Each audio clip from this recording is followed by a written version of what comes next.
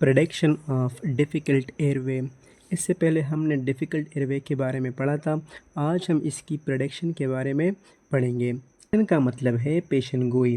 अब difficult airway की पेशेंगोई से मुराद मरीज़ को बेहोशी देने से पहले या इंट्यूबेशन से पहले एयरवे का जायज़ा लेना, ताकि अंदाज़ा हो जाए कि इंट्यूबेशन मुश्किल होगी या आसान होगी। The best management of difficult airway is early prediction. मुश्किल एयरवे की बेहतरीन मैनेजमेंट इसकी जल्द पेशेंगोई है। Anaesthesia always assess the airway carefully. हमेशा एनेस्थीसिया देने से पहले एयरवे की एग्ज़ामिन करना है, इसको एसेस करना है, उसके बाद एनेस्थीसिया देना है। Methods of airway assessment. अब कौन से तरीके हैं एयरवे असेसमेंट की? तो सबसे पहले नंबर पर है मलमपट्टी क्लासिफिकेशन। इसमें हम क्या करते हैं, ask the patient to open mouth या प्रोट्रूड टंग।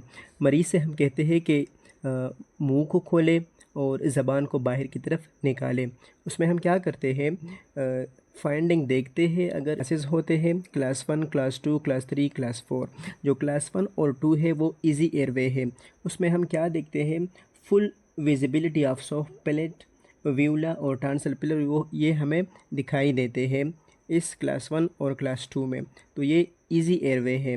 और क्लास 3 और 4 जो होता है वो डिफ़िकल्ट एयरवे है। डी में सिर्फ सॉफ्ट प्लेट और बेस ऑफ ओव्यूला नज़र आता है और क्लास 4 में सिर्फ हार्ड प्लेट नज़र आता है। तो क्लास 3 और 4 जो है ये डिफ़िकल्ट एयरवे है। जितनी क्लास हायर होगी उतना इंट्यूबेशन जो है वो डिफ़िकल्ट होगा। नंबर पर है थायरोमेंटल डिस्टेंस। मैयर डिस्टेंस बिटवीन चिन और थायराइड कार्टिलेज के दरमियान जितना जो फासला है उसको हम नापते हैं। नॉर्मल कितना होता है, 6 सेंटीमीटर। और डिफ़िकल्ट कौन सा होगा, अगर 6 सेंटीमीटर से कम होगा तो वो डिफ़िकल्ट इंट्यूबेशन की तरफ जाता है।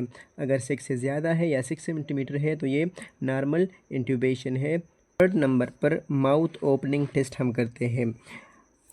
नॉर्मल जो होता है मोर देन 3 फिंगर्स।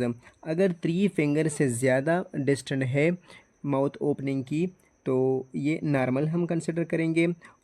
डिफ़िकल्ट कौन सा होगा, limited mouth opening less than 3 fingers. 3 finger से जो लेस होगा तो वो उसमें क्या होगा, लेरिंगोस्कोपी हम जब करेंगे तो वो डिफ़िकल्ट होगा और इंट्यूबेशन भी डिफ़िकल्ट होगी।